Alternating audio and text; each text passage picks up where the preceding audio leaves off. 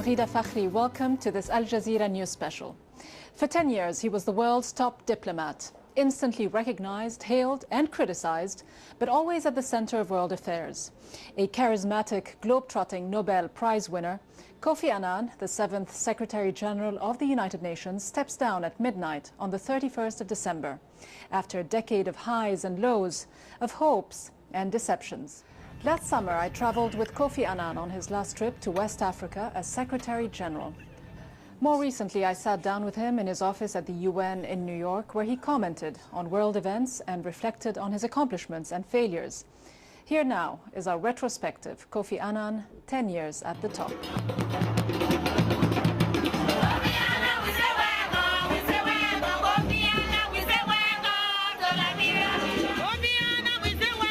This is the welcome he gets wherever he goes in West Africa.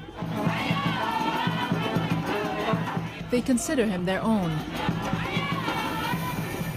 Kofi Annan is on his last trip home as Secretary General of the United Nations. He's in Liberia to see the work of UN peacekeepers and to celebrate the country's recovery from decades of civil war.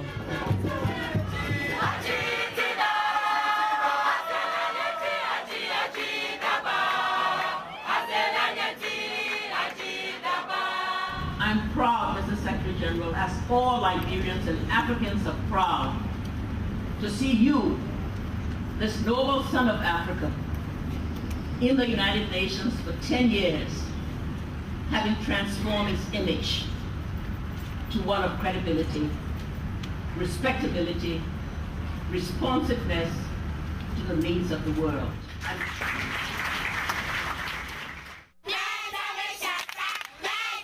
A son of Africa, from Kumasi, Ghana, a place where everybody knows his name. This is the house where the Secretary General was born, and following Ghanaian tradition, he was called Kofi, a name given to boys who were born on a Friday.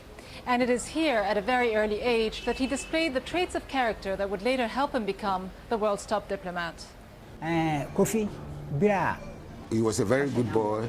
He wasn't like other street boys. He concentrated always on his books because he always told himself that he will one day be the president of the world. KOJO Asma is Kofi Annan's uncle. Everybody could see that he could be somebody in future, a leader in future. He didn't want people to get at loggerheads with each other. So if there is any problem, he tries to settle it and there is peace. Annan's cousin, KOJO ABAKA Williams, remembers a kind-hearted but serious young Kofi, always willing to give advice. He advised me that I should study hard to become somebody. You know, when you study hard right from the onset, it will be very difficult. But then when you are hit a certain area, you see that that will be a platform for you to get into a better world. Advice that Annan not only preached but practiced and made his family proud. And when he became Secretary General, sure. How did this house feel? Wow. Wow. It was fantastic here. Yeah. Because, you know, it's just like this World Cup. Each time a nation won against a nation, when you take the camera there to that nation, you see how these people will be enjoying themselves, you know. Yeah, exactly what the euphoria that was over here was great. I, Kofi Annan, solemnly swear. solemnly swear. Kofi Annan is the first black African to be UN Secretary General. He's also the first to be elected from within the UN system, which he first joined in 1962. As a Ghanaian who witnessed his country's struggle to gain independence from the British, Annan says his proudest moment as Secretary General was seeing another country win its independence. After great adversity and destruction and violence, we were able to help East Timor, Timor-Leste, attain its independence. And I was there on that midnight when the independence was granted. And in fact, I was the one granting the independence. And as a colonial subject who went through the independence struggle, who saw Ghana gain its independence from the United Kingdom. To be there helping another small country gain its independence was a very, very moving experience that I will not forget. What I have seen reinforces my determination. In his first term, Annan made improving the lives of the underprivileged a priority. He was excellent in his first term. He had a very clear vision: human rights, the International Criminal Court, management reform, protection of civilians. You know, one of the first things you remember was the humanitarian intervention. He was the Annan Doctrine. Development, poverty, the eradication of infectious diseases and the protection of civilians in armed conflict were at the center of Annan's work. Issues that have affected him greatly.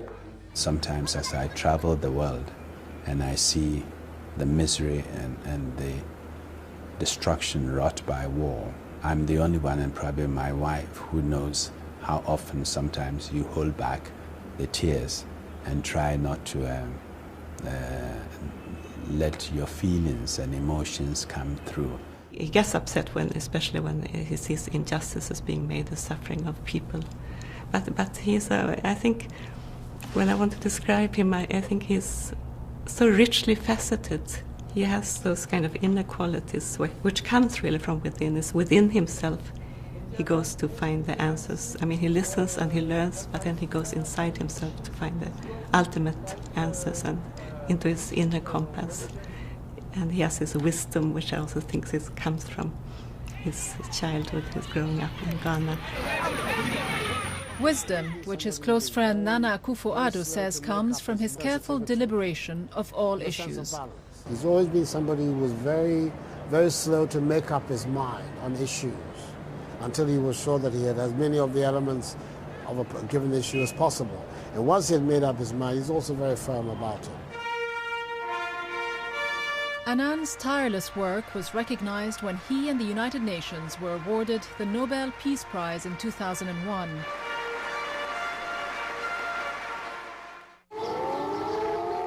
But just over a year after his second term began, the honeymoon was over. At this hour, American and coalition forces are in the early stages of military operations to disarm Iraq, to free its people, and to defend the world from grave danger. The U.S. invasion of Iraq presented a challenge to Kofi Annan he had never faced before. It's clearly very difficult for a Secretary General in such a situation, when you have the principal contributor to your organization breaking almost all the fundamental laws of your organization. According to Salim Lone, a longtime UN colleague, it was a challenge Annan could not rise to. He could never, on the one hand, recognize, yes, the United States is a major world power, the only world power, and one must respect that. But at the same time, he could not recognize that he spoke for the world. But in the months leading up to the war, Kofi Annan insists he tried his hardest to prevent it, but admits in the end he was powerless. The council and the organization was already hopelessly divided. Saddam Hussein and his regime are concealing their efforts to produce more weapons of mass destruction. The countries that were determined to go to war were going to go to war and anyway, and this is what happened. It was a no-win situation for Annan and the United Nations. We were caught in the middle. For those who were opposed to the war, they were angry that the UN could not stop the war. We cannot stand by and do nothing. Those proposing the war were upset that the UN did not support it. We got hit from both ends, the pro-war elements and anti-war elements. And yet I asked the people, don't you realize that the Security Council acted the way it was supposed to act by refusing to endorse the war? Annan's predecessor, Boutros Ghali, says the unilateral action taken by the US is typical of its relationship with the UN. The United States is using the United Nations a la carte. When they need the United Nations, they will use it. And when they believe that the United Nations will be an obstacle to their own policy, they will bypass the United Nations. Some say Annan could have done more. He should have resigned right after the war began, because in violation of the Charter, the United States began a major war, and it kept getting worse in Iraq. I'm not sure that in that situation, when the organization was so hopelessly divided, the Secretary General walking away was going to improve the situation. In fact, I think it was much more difficult, but more important, that I stayed on and tried to work with the member states to get back some unity in the organization. Annan did not resign. Instead, he sent a UN mission to Iraq, a mission that proved to have grave consequences. In early 2003, after lengthy debate, the United Nations Security Council did not authorize the use of force against Iraq that Washington had been striving for. But the Bush administration was bent on invading Iraq and changing the regime, with or without a Security Council mandate. Saddam Hussein was overthrown, and Iraq's slow descent into chaos began. Challenged and disregarded, the UN's authority was badly damaged. Kofi Annan, at the insistence of the US, fielded a UN mission to Iraq to help its people rebuild their country's political fabric. But then tragedy struck. The impact was devastating for Annan and the UN. A single event that hit the institution and its Secretary General like no other setback. Those who killed our colleagues have committed a crime not only against the United Nations, but against Iraq itself. On August 19, 2003, a truck bomb exploded outside UN headquarters in Baghdad.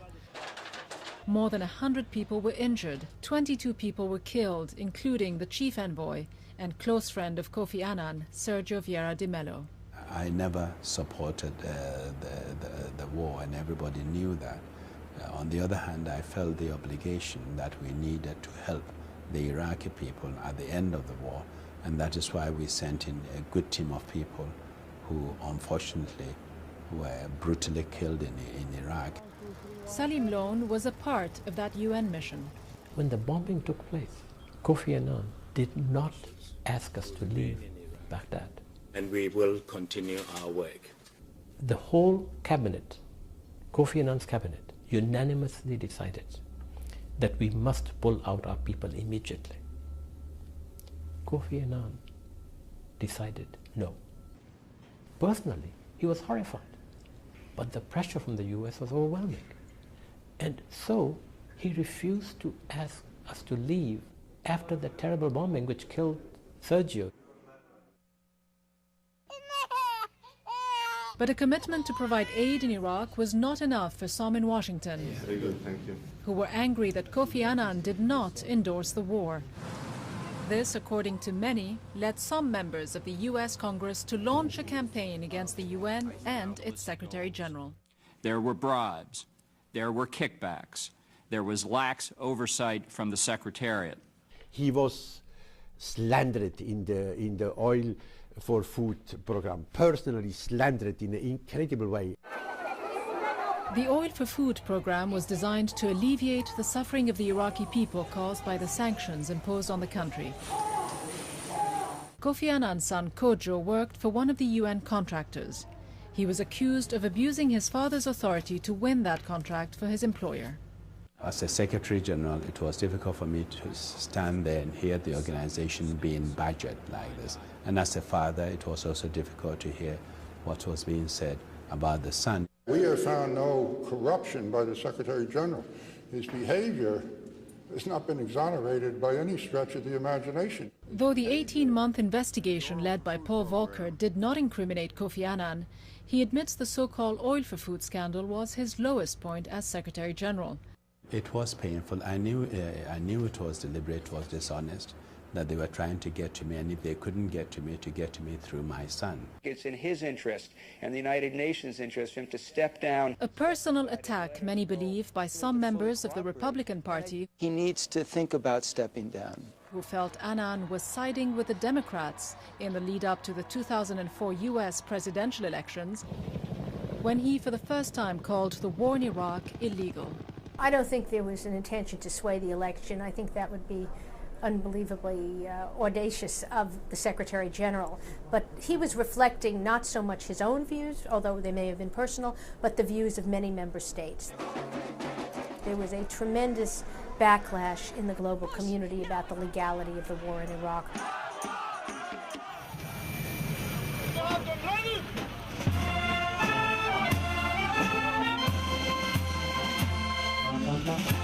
As Kofi Annan's term as UN Secretary General comes to a close,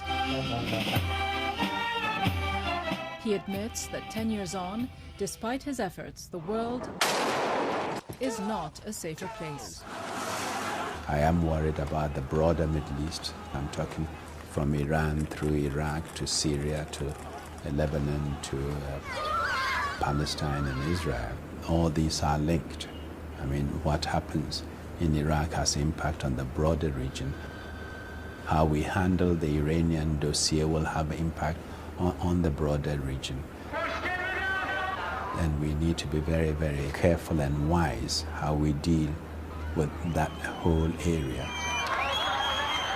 And so I'm not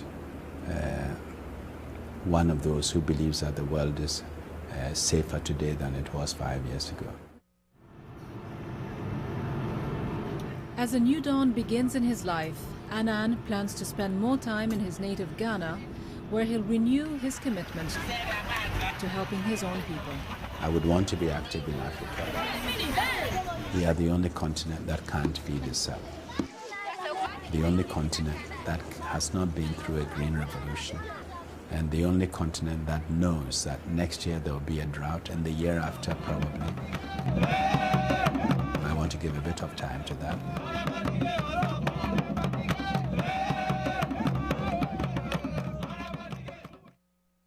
This is from Western Ghana. Even while spending 10 years here at the official residence of the UN Secretary General in New York, Annan's African roots were never far away. He will always be somebody who will devote himself to a common good. I think he knows how to say hello and how are you in about 15 languages. Just because he wants to connect to people, he wants to meet with them on their home turf.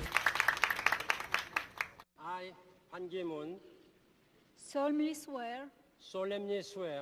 As you get ready to step down, Mr. Secretary General, of your post and hand over to Mr. Ban Ki-moon, what kind of UN do you think he inherits from you? I think he inherits a dynamic UN, a UN which is indispensable instrument in a multilateral and interdependent world. A UN that is the only place governments and countries turn to on major issues of concern. Some would argue that he also inherits a UN that is more divided among its membership and more politically and administratively weak than it's ever been. Well, I think the divisions are there. The divisions are there, and in fact the divisions, as I've always maintained, emerged after the Iraq War, and we've never been able to heal it. So that work of healing will have to continue. His legacy, in a few words, what do you think? I think he will be remembered as somebody who really worked hard to make life better for as many people around the world as possible. Somebody who really cared about the world and the people living there.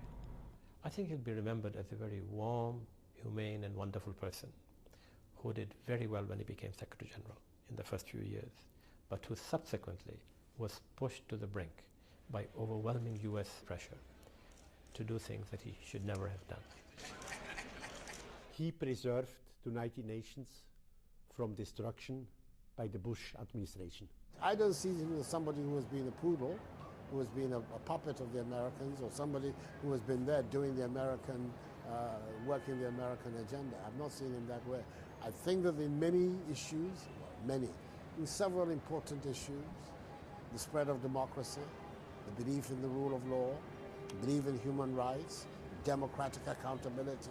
These are the American messages. They are messages that he shares. To the world community, he comes out looking great because he was the David against the Goliath in this battle. I think to the United States, he'll have a mixed record all along of not being as effective or as subservient.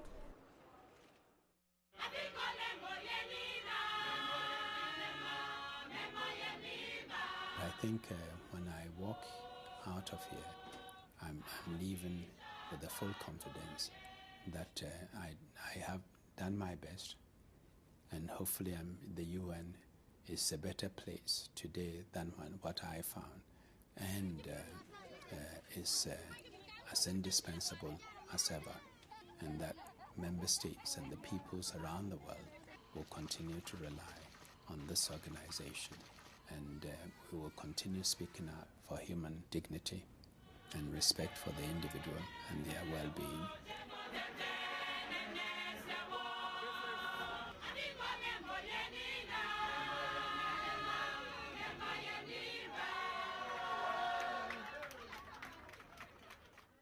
Kofi Annan's legacy will be debated by historians for years to come. His persona remains shrouded in mystery. Affable and yet enigmatic, praised and decried, his subtle but steely determination helped him weather the UN's worst debacles.